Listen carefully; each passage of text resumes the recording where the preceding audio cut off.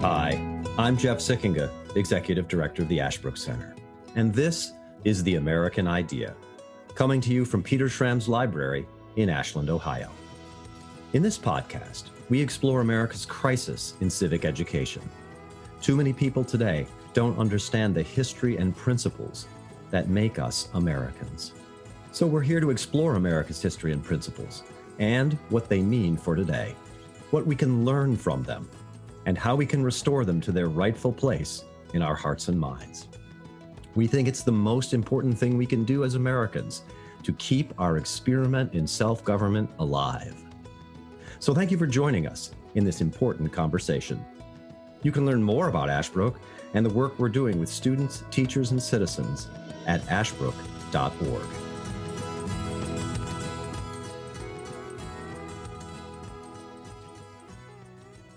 I want to welcome everybody to this episode of The American Idea. Glad to have you with us this evening. I'm Jeff Sikkenga, Executive Director of the Ashbrook Center. For those of you who don't know, the Ashbrook Center is an educational organization, a center founded in 1983. And our mission is to educate our fellow Americans in the history and founding principles of our country. And we try to do that through conversation, because we really believe at Ashbrook that education is not about indoctrination, definitely, and not even about information, but about discovering the truth for yourself. We try to follow Aristotle's old dictum that all human beings by nature desire to know, and then we add, but they don't want to be told. They want to discover it for themselves. So we do that. We found the best way to do that is through conversation. So we're going to be having a conversation this evening about an extraordinarily important topic that's in the news today, every day that you look. The question of censorship. Ban books, ban thoughts, the meaning of cancel culture, and what we can do about it today. And for that conversation, joined by a very special guest, someone I feel like I've known for a long time, but have never actually met until now, Professor Flagg Taylor. He teaches political science at Skidmore College in New York. He has been a visiting fellow at the James Madison program at Princeton University. He's been on the academic council of the Victims of Communism Memorial Foundation. He was educated with his bachelor's degree at Kenyon College here in the great state of Ohio, his PhD from Fordham University, where he studied with illustrious figures, including Mary Nichols. He is an author of many articles and books, a terrific book on executive power, and articles on totalitarianism and dissent. And very interestingly for our topic tonight, he's the editor of a book called The Long Night of the Watchman, essays by Václav Havel, 1977 to 1989, who was a very prominent Czech Catholic anti-communist dissident, important figure in Czech and Eastern European and frankly in Cold War history. So we're delighted to have him join us. He's a real expert. Want you to join the conversation, of course, this evening with us too. Send your questions through the Q&A function. I always say we try to get to as many as we possibly can. Sometimes we can't get to every single one, but we'll certainly try. We have a real expert with us tonight on censorship, on cancel culture, and the importance of free thinking, free speech, free press, and the real meaning of education. And I have to say one last thing. Flagg also happens to be the worst half of Natalie Taylor, who is an old friend of this, The American Idea. Many of you listeners know Natalie's terrific work in political science as well. Flagg Taylor, thank you so much for taking the time to join us today. Oh, thanks, Jeff. Yeah, I'm really happy to be here and happy to get a chance to work with the Ashbrook Center after watching Natalie and being jealous of her association with you guys for so long. So it's a real pleasure for me to join you to talk about this great issue tonight. Censorship, the broad term, it gets thrown around a lot today. We hear about governments exercising censorship. We hear about social media companies being accused of censorship. We have the Twitter files being released online, for example. Take a step back for us and our listeners. What do we mean? What do people mean? What do you think we should mean when we use the word censorship? Well, that's the problem, right? Is that it's a pretty large concept, and obviously the nature of censorship varies depending on who's doing the censoring and what they're intending to censor, I would say. And so, the phenomenon of censorship starts in the modern sense in the 17th century, in places like England and France, where you had the monarchy, requiring publishers to license people's works before that they would be published, right? And this is what John Milton wrote about in a famous essay called the Areopagitica. He argued against pretty vociferously, I think it's 1644 or something like that, removing the necessity for getting this pre-publication approval for censorship. He's one of the first thinkers to kind of write a coherent argument, demanding that idea be removed. So censorship can take place before publication. Sometimes it can take place after publication, right? The censoring can be done by punishing people for their words. If they libeled the good name of George Washington or something, right, then the person who published that opinion could be punished.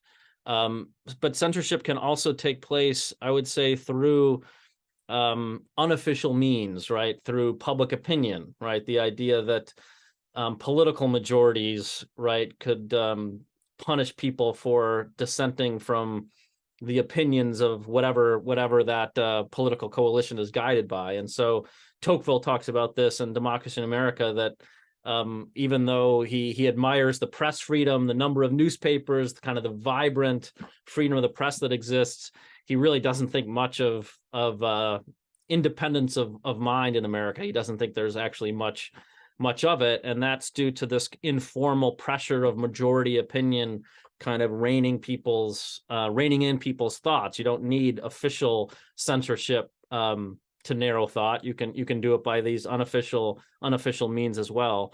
And so, yeah, censorship can take a lot of different forms and shapes. And I guess it would be helpful if more people were, I guess, a little bit more precise and careful in how they were using the word. That might clarify, the public conversation around these issues today. Right. We sometimes think of the difference between, as a parent, for example, we, of course we censor what our kids watch or what they consume, right? So, but we think of that as proper parental supervision. To us modern folks today, the word censorship, even though of course we engage in censorship of our children and should, we think of censorship though as having a negative connotation. Mm-hmm, mm-hmm. Yeah. So let me ask you this. Let's go back to the first. I was really interested in your comment. There's two kinds of censorship, one engaged in by governments, one engaged in without governments. Let's talk about the first one, government censorship. And by that, I mean a kind of oppressive control and punishment of freedom to speak, freedom to publish.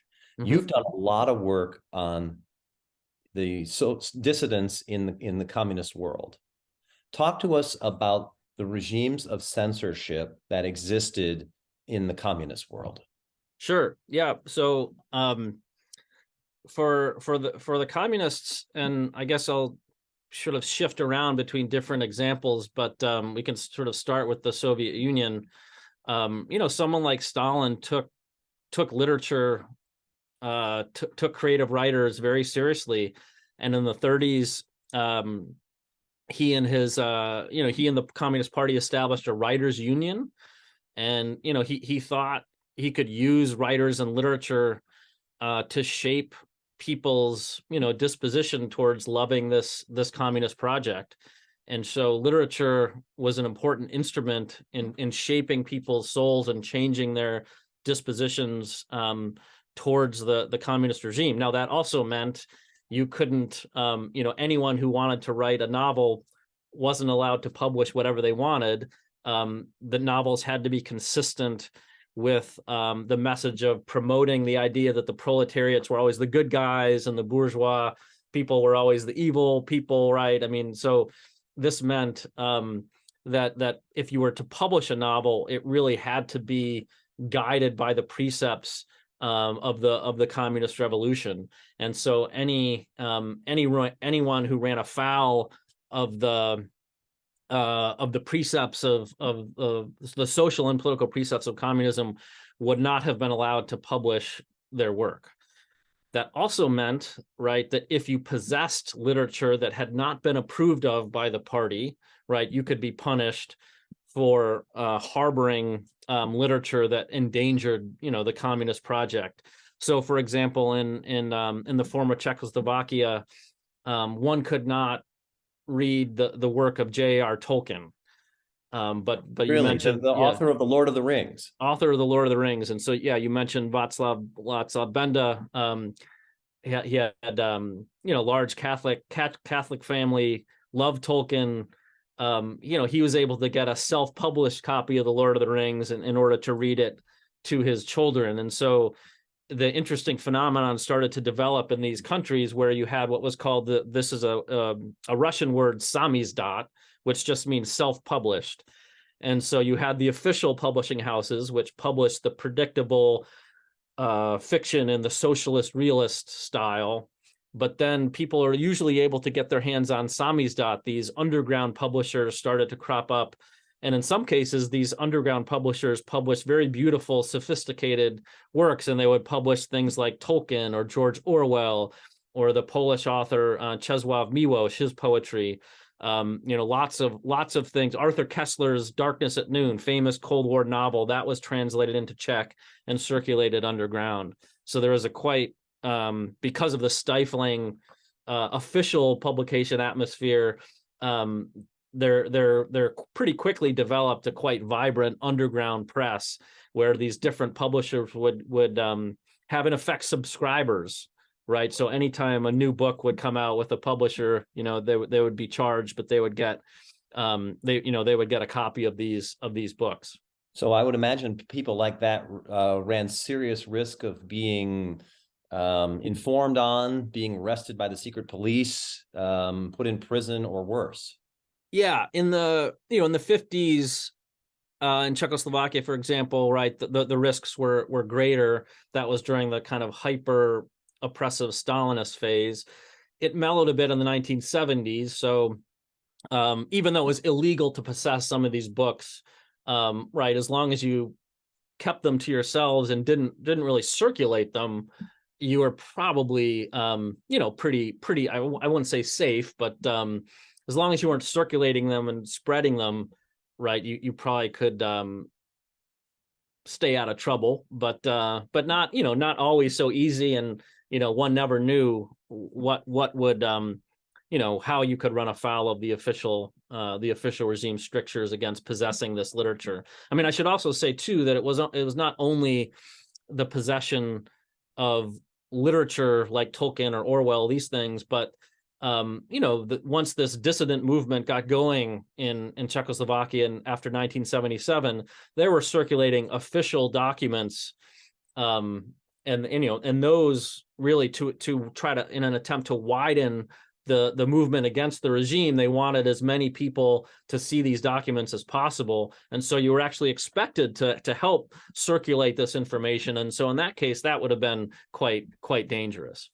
So how did authors, people or others poets and others who wanted to get their work out and they didn't buy the official socialist line, but they were maybe too worried about self-publishing in this underground network, how did some of them, I'm thinking, for example, the very famous Czech writer and then eventually president, Václav Havel, how do those people navigate the regime of censorship? Do they always publish illegally, or do they try and somehow maneuver themselves around the communist censors?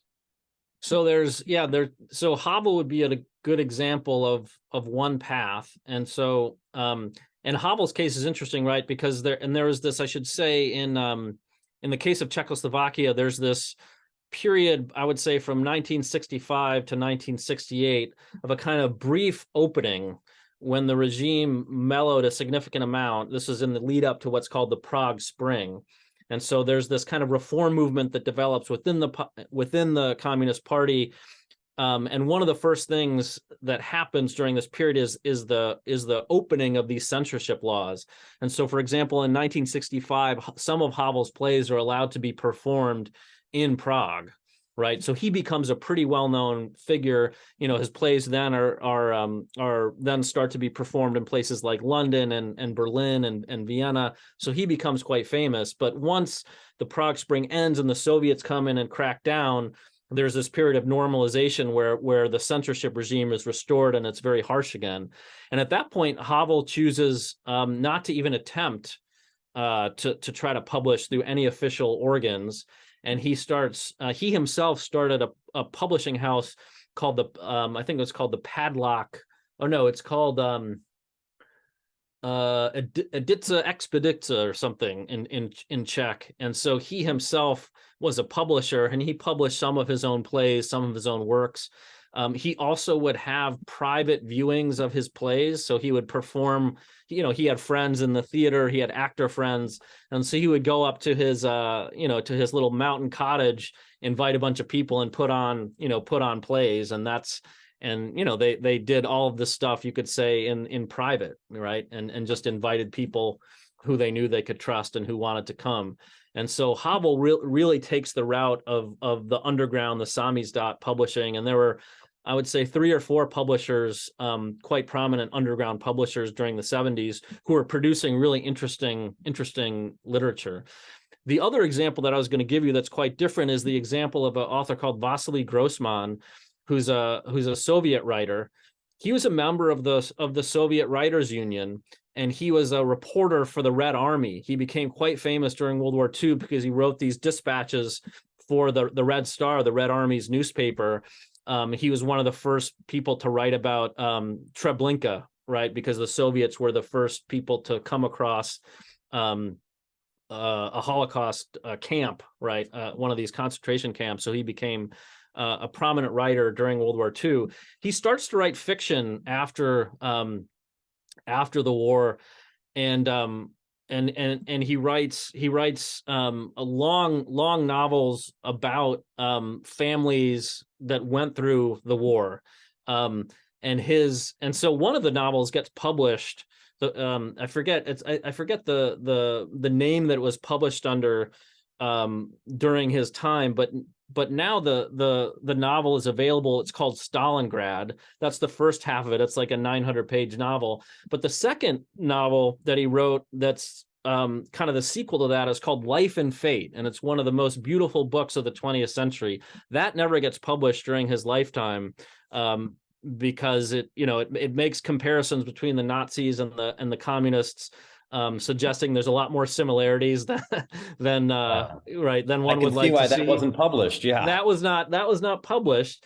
And so he's a really interesting example of a writer who sort of starts out very much as part of the official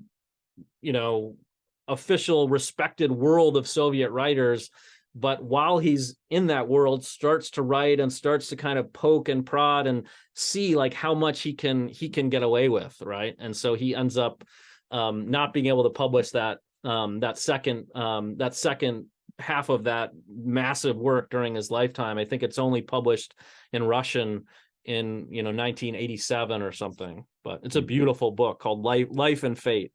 Life and Fate. Interesting. So I'm thinking of another famous, if you think about censorship and authors under communism, to me, probably the most famous person that I know and that some of our listeners will clearly have heard of is Alexander Solzhenitsyn.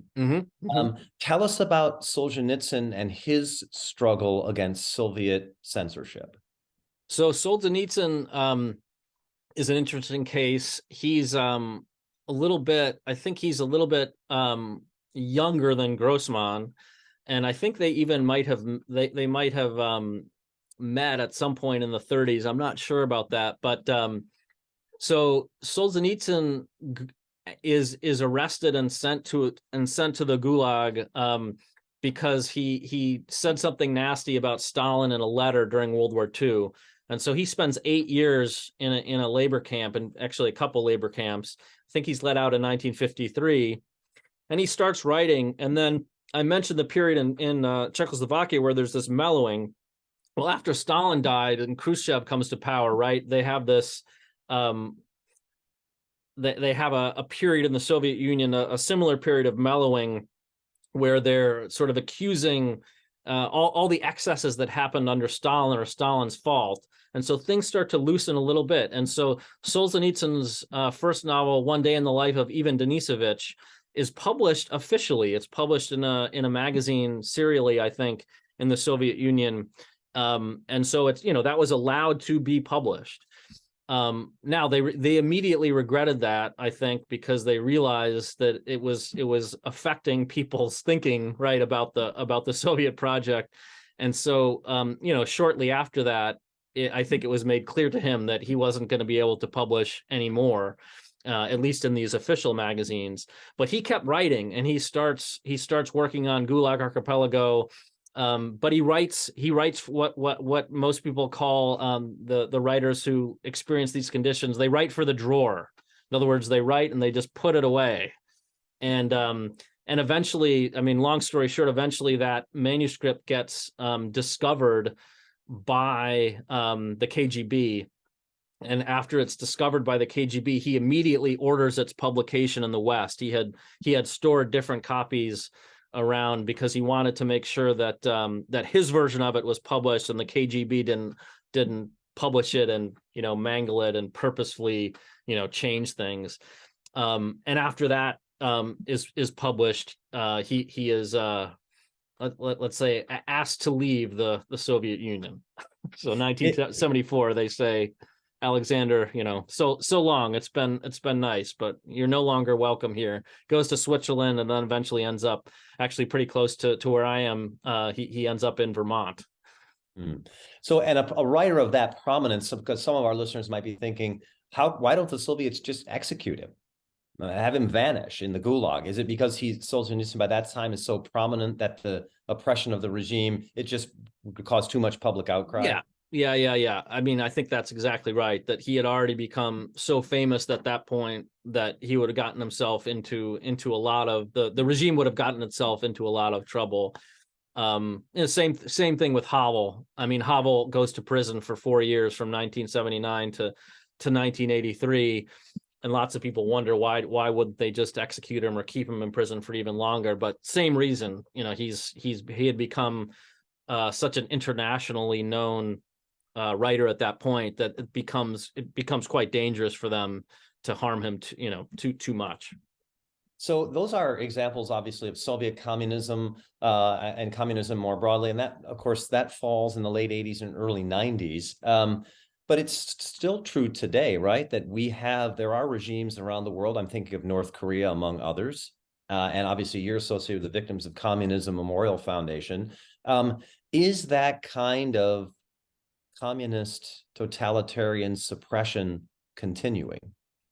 Sure. Yeah. Places like China. I mean, the places like Cuba, there are lots of writers who I assumed whose work you would see were it not for the existence of these regimes.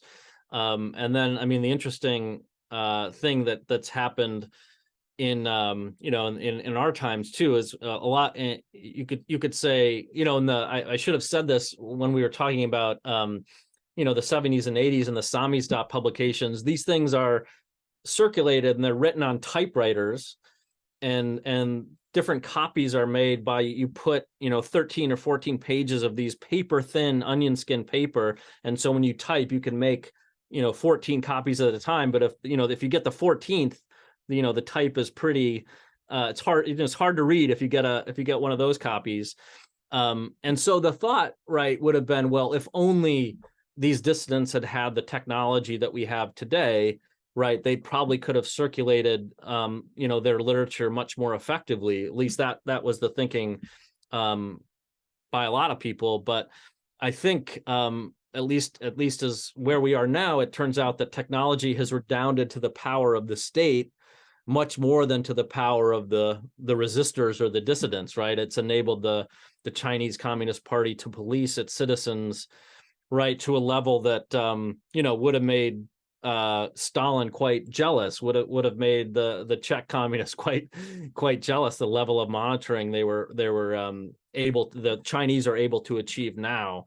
And so I think it turns out technology has not helped the cause of freedom of speech.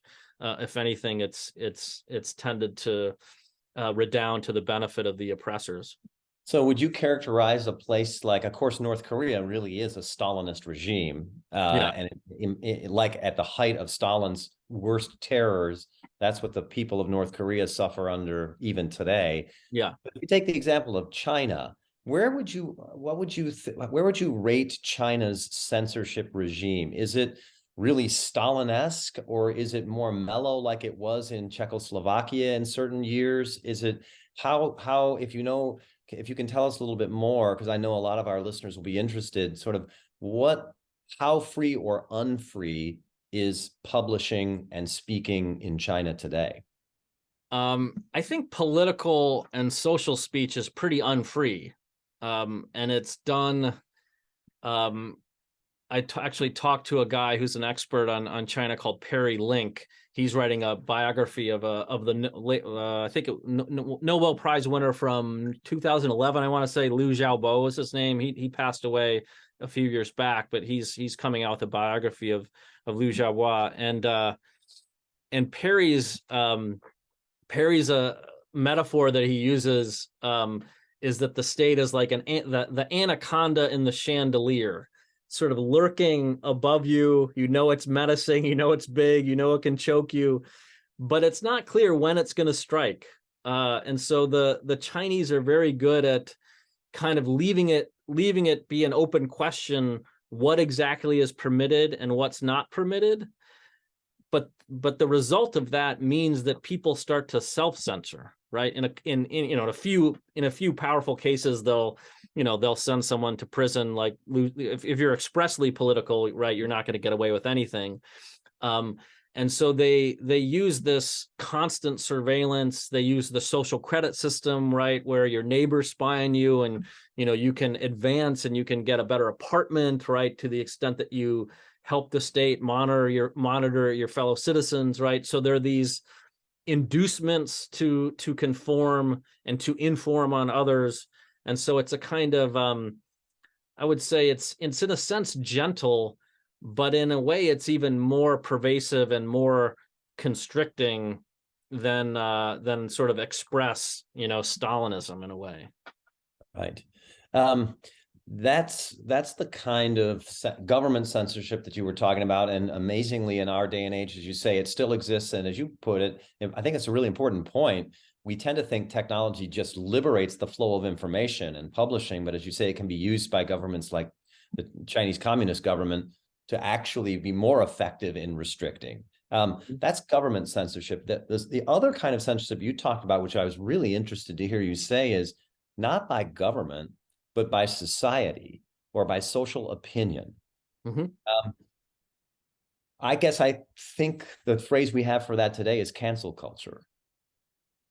Talk a little bit about if the law steps back and allows authors to publish their works and to put forth their political ideas and to be dissidents, can society step in and still smother the expression and communication of those ideas? Yeah, I think I think you've just made the Tocqueville case, right? Tocqueville says there's no, I'm going to butcher the exact quote, but it's something like, there's no country where there's less independence of mind than America. And he says it's because of the power. As an American, I'm offended by hearing that. Yeah. What could he possibly mean? He says that it's the power of majority opinion. That in America, of course, you don't necessarily take your opinions as they are handed down from on high by a monarch or even a democratic government, but you take your opinions ready-made by whatever the prevalent opinion is around you. And so I'll use Natalie's I'll use my mother-in-law as an example. She'll say often when she's wants to tell us what to do, she'll say, what they say. Just the they. It's like, who does she mean? She just means the majority. It's just what is said.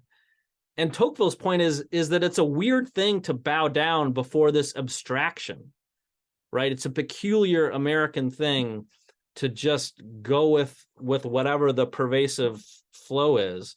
And Tocqueville's argument is that majority opinion seems democratic. It seems like a better deal than having to be bossed around by a particular person, right? So in a way, it's like, well, no one's better than me, so I'm not going to listen to anyone. You get this inflated sense of your own independence, but then in the next breath, you sort of just do what the majority says. The other example that I'll give you that my former friend and kind of teacher mentor Peter Lawler used was the example is when you see in a newspaper and people say studies show. Well, what study? Who did the study? Right? No one ever cares. It's just some study, and that's a good example of majority opinion. And so, and I guess the one thing I would add is it's a kind of I think Tocqueville would say it's a kind of presentism that in modern democracy we tend to live in the present and tend to have trouble thinking outside of the confines of our own time and place, because we take seriously the idea that broad social forces have kind of shaped and determined where we are. And that means that there's this kind of surrender just to whatever the prevailing opinion is. And so that's Tocqueville's argument. I'll have to think a little bit more about how that relates to the phenomenon you mentioned of cancel culture. Well, let me follow up on that. First of all, I want our listeners will be glad to know that my wife's mother-in-law never tries to tell us what to do. So that's good. I find that unlikely. But let me ask you this then. Okay, but so in some ways what you're saying is, and this is a really interesting point, that because of the power of majority thinking and opinion, we might be taking our opinions from outside ourselves, where we think we have our own opinion, as you put it, and it's really society giving us this opinion, and we move with the fashions of society because people don't always think this through. But then there is this thing today that we see, cancel culture. So, for example, there's professors who come on campuses. A judge just came on campus at a very famous law school out on the West Coast just 2 days ago and was heckled and shouted down by law students before the judge even got started, and some administrators actually joined in this. Cancel culture phenomenon. Is this something? Is this kind of oppression? Is this kind of censorship? Is it, what's new about it? What's different about it than the kind of social pressure that Tocqueville talked about? I'm not sure that it's all that different. I mean, Tocqueville gives a couple of examples in the book. He gives one example of free blacks in Pennsylvania. I think it's in a footnote, and he's talking to some Quakers, and he ends this conversation, and basically the upshot is free blacks can actually vote in Pennsylvania. Why don't they? And the majority opinion doesn't let them. Right? There's this prejudice that exists, even though there's formal equality, the prejudice prevents them. And so I'm not sure that it's that different. I would say that the cancel culture now has become you just see different pockets of it and different levels of vociferousness, right, depending on the particular environment, I guess I would say. And you see the phenomenon. I mean, maybe Tocqueville would be surprised at how pervasive it is in the sense that you see it in in newsrooms, right? You hear about people who work for the New York Times getting fired for running afoul of different opinions about gender or race. You brought up the example of law schools, speakers getting shouted down. The example of people in private corporations, right, who say the wrong thing. And so I guess you could make the case that in all of these cases, it takes on a slightly different form in the sense of some of these people don't get fired, but their lives are kind of made miserable enough where they want to leave. But in some cases they do get fired. And so I would say that the problem of freedom of speech has become more acute precisely because these problems seem to be happening in so many disparate areas of American life. You Why? can't, you can't just say, oh, it's a problem in X, kind of corporation. It seems Right. It does seem to be happening in lots of places around the country. Why do you think there is this movement toward cancel culture in these places? You would think that there was a struggle in the 1950s and 60s, not just for civil rights, but for freedom of speech. And the Supreme Court, as you know, and our listeners probably know, kind of embraced broader doctrines of freedom of speech, permitting people to say things, for example, not being able to be, put in jail because you espoused communist ideas, even though they're extremely unpopular. And it seemed like for a while that freedom of speech was kind of becoming the social norm. And the Supreme Court embraced lots of doctrines that said it needs to be robust, wide open, and uninhibited, I think is their phrase. So it's striking to me that as free speech and free press and publishing seems to have won legally, socially, though, not so true. Mm-hmm. Why do you think that freedom of speech, if I'm right, has not really triumphed in this way? I mean, I guess one answer is just simply that the Tocqueville phenomenon of the power of majority opinion and the power of these majorities to want to discipline and create a kind of conformity, right? People don't freedom is hard, and disagreement is hard, and the reality of having to navigate a variety of opinions, right, on fraught topics, right, living in that world is just difficult, right? Because that would mean that you're not really sure what you're supposed to think. And so maybe part of the solution socially is just to create these bubbles, so that you create the environment where everyone kind of knows how they're supposed to think and what to do. And it's gonna, because I guess I would say the dispersal of opinion is uncomfortable, right? The other thing I would say, and this I haven't thought through, but I've been thinking about this because I've been asked to contribute to a panel at Skidmore on freedom of speech. But I would say more speech, like you were saying, right? We've sort of opened things up, and we have social media. There's all these different means through which to express yourself. I would also say right now we equate, when we talk about freedom of speech, sometimes we use the phrase freedom of expression. So speech can include things that really you're not speaking, right? The famous refusing to salute the flag, that's speech. So not doing something that's not speaking is now speech. I guess one of my suggestions would be that we don't really take speech that seriously anymore, right? That we talk about more and less, and we emphasize that we want more and we want a variety and we want people to say what they think, but we don't really emphasize to people that with speaking comes responsibility, and you should think before you speak, and you should speak coherently, and you should think about what audience you have in mind, right? I mean, thinking about the Twitter phenomenon, how many people write a tweet and think, who am I trying to convince with this tweet, right? What are the different audiences, right? No one thinks that. They just fire the thing off and the hell with it, see what happens. And so part of my suspicion is that this effort to kind of limit and react against lots of speech is because we don't really take speech that seriously. And the result is that people really don't know how to navigate this kind of open world. And so we try to create these little zones, right, where everyone knows how they should think and behave, and that's not healthy either.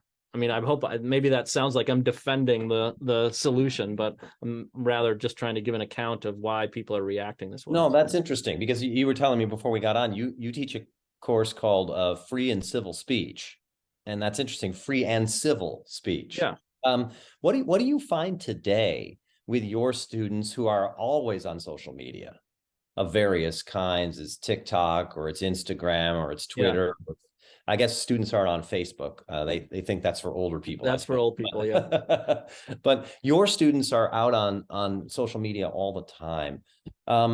What's their view of themselves as speaking and publishing in this social media? Do they, as you said, do they think of it just as their opportunity to just express whatever they want, or do they find themselves censoring themselves, or do they try and be like you suggest and articulate their ideas, communicate them in a responsible way? What's their kind of engagement with social media? I'm not sure. I don't have a good answer to that, just in terms of how they use and think about social media. I mean, I will say though that I do know that students at Skidmore have been kind of outed and punished on social media, if they run afoul of some incorrect, some opinion that is not approved of. And so social media has been a means to kind of discipline people who've run afoul of the majority opinion here.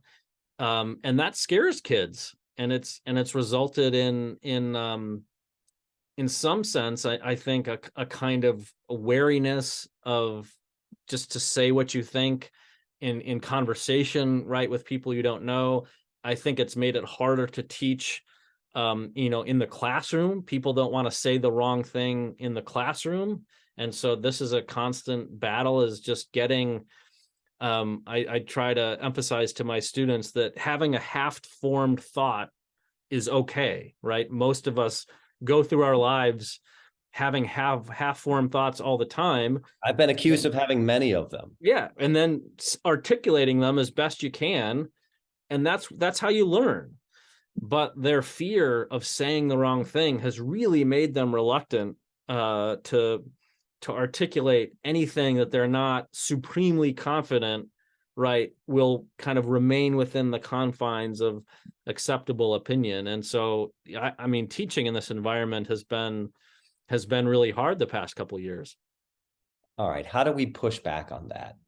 How do we promote what you call free and civil speech? I think, I mean, someone would pay me a lot of money if I Give us some thoughts, even if they're only half formed. I mean, I think more people need to teach courses related to kind of the history of free speech, and to understand the different arguments for and against, and take seriously the ideas that kind of ground our modern regime of freedom of speech.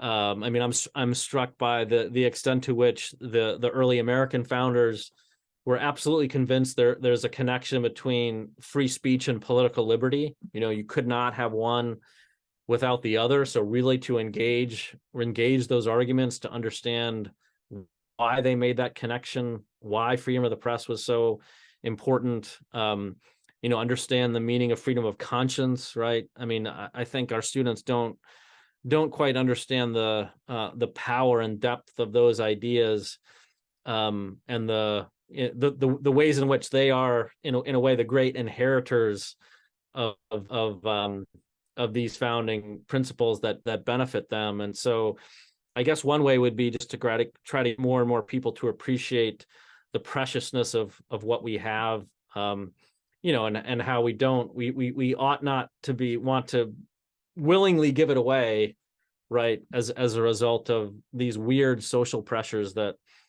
we feel. But that's tough, because you got to make students more courageous, more willing to say what they think, more willing to lay a half-formed thought on the table.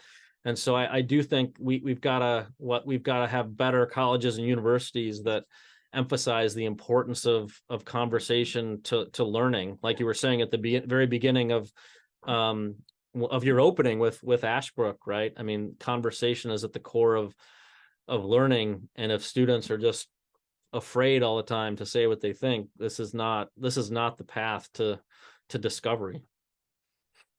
Who do you want your students to read to help them understand that, and help them be the kind of people who have free and civil speech, whether they're speaking it, whether they're publishing it as authors? who's a good person? I'm thinking of if there are teachers listening to this, or their parents or grandparents, and they say, okay, I want my kids to read some work that will really help them get this deep understanding and give them some confidence. Is there a particular author or book that you recommend? I mean, we've just done excerpts, right, of some of the, I guess I would say, sort of the usual suspects on the question of the questions surrounding free speech, and so we've read, Jefferson and Hamilton. Of course, John Stuart Mill is very important. His the second chapter of On Liberty is one of the more famous articulations, the case for freedom of speech. So that's certainly a great work. But also to read, understand the critics, understand why people made the case for censorship. One of my favorite works of political philosophy, I just actually did a podcast with my old teacher from Kenyon College. Her name's Pam Jensen. She's written a lot about Rousseau and Ralph Ellison and other thinkers. But I had a conversation with her about Rousseau's letter to D'Alembert, which is a wonderful work where Rousseau is reacting to D'Alembert's suggestion that what Geneva really needs is a theater. And Rousseau kind of loses his mind and says, this is a bad idea for a free Republican people, right? We do not want to turn Geneva into corrupt Paris. And so, the idea that you really have to think through the extent to which democracy needs responsible citizens, and responsible citizenship might have to think twice about certain amusements and entertainments and how those entertainments fit or don't fit with the cultivation of virtue. And so I think you have to take seriously the counter arguments on the other side as well. Boy, that's so appropriate when we think of the way social media today is used and misused for information, rather than the responsible communication and discussion and conversation that you're talking about. Yeah, if you have, I mean, that strikes me as really right, that if you have these ways of amusing yourself that incentivize careless expression, right? Of course, you're going to get a public sphere that's kind of degraded. And so, right, the duties of speech need to be emphasized as well, I think. All right. So I'm sure some of our listeners would be interested in an expert like you who's spent a career studying these matters. What are some recommendations you have for people who are interested in censorship, maybe contemporary issues of censorship, or maybe historical, like under the communist regimes? What are some of your favorite books or movies that you would recommend to our listeners?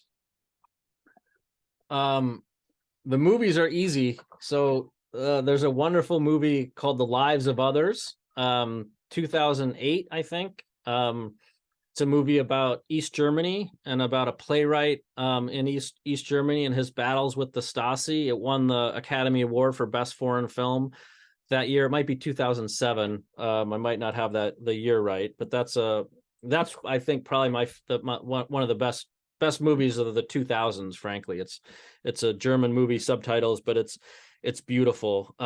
And it's called The Lives of Others. The Lives of Others. Same director. His name is Florian von Henkel Donnersmarck. He has a movie called Never Look Away. That's a treatment of the fate of an artist. And he takes the artist and shows you his life under the Nazi regime, under the communist regime in East Germany. And then the guy escapes and goes to Dusseldorf. He goes to West Germany. And so you see him in the free regime.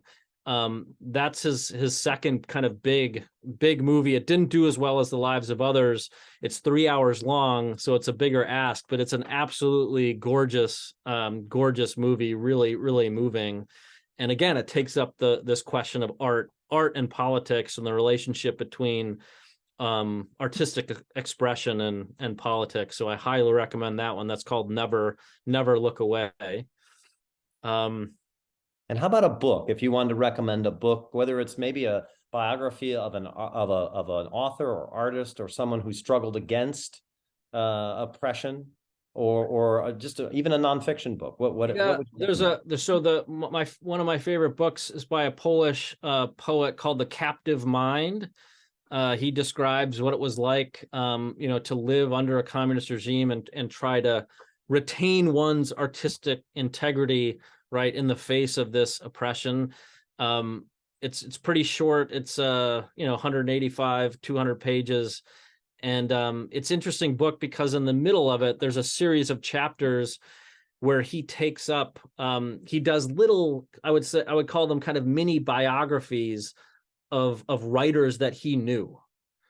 And so there are these 4 portraits of these people. So it's a wonderful book in a kind of nonfiction sense of describing the phenomenon of artistic oppression. But then he says, well, here's what this looked like in the context of these 4 people. And so I'd highly recommend that book called The Captive Mind. Miłosz is the author's name. The last name is spelled Milossz. Fascinating. You yourself have a really interesting podcast that I want our listeners to know about called Enduring Interest. Tell us a little bit about this podcast, because it seems like it's connected to your interest in books that were suppressed or at least ignored and deserve to be better known. Yeah. So this started, so it's almost coming up on 2 years, but I started it because I knew there are lots of podcasts that deal with the great books, right? I mean, books that like Plato's Republic, and there are also lots of podcasts that deal with books that have just been published, but not much in between. So my basic idea was to kind of have a podcast about books that people know about that wish they were better known, right? We all have our kind of favorite books that we think should be known better. And so I thought this would be a great model. And so what I do is group a series of episodes around a particular theme. And so this, we're in the midst of a theme about American identity and culture. So we've done a recent episode on Norman Podhoritz's memoir called Making It. In that series, we also have an episode on a few of Ralph Ellison, great African-American writer, a couple of his essays. The previous series of episodes was built around the idea of education. So we did an essay on a work by Hannah Arendt, Crisis in Education, some essays by Leo Strauss in that series, and then my initial series of episodes. This would be connected to what we've been talking about today. Was around the books that should be better known around the theme of totalitarianism and ideology, and so we did an episode about a book called We by a Russian writer named Zamyatin, which turns out was important in influencing George Orwell. That's a perfect example of a book, wonderful short novel that should be better known, but it's just, I think Orwell has kind of overshadowed it. So I'd recommend, that's another interesting book about communism that I'd recommend to your listeners too. Oh, fascinating.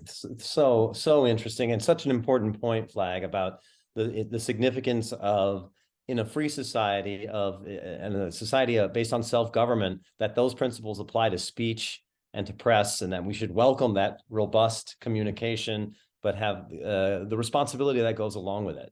That's part of governing ourselves as citizens and as human beings. So thank you for reminding us of that. What a terrific, interesting conversation this evening.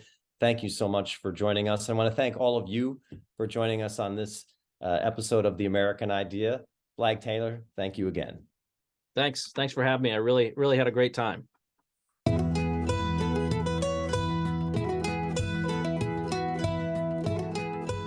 Thank you for listening to this episode of The American Idea. If you enjoyed this episode, remember to subscribe at Apple Podcast, Spotify, or wherever you get your podcasts, and leave a 5-star review. If you want to learn more or get involved in Ashbrook's vital work, visit our website, ashbrook.org.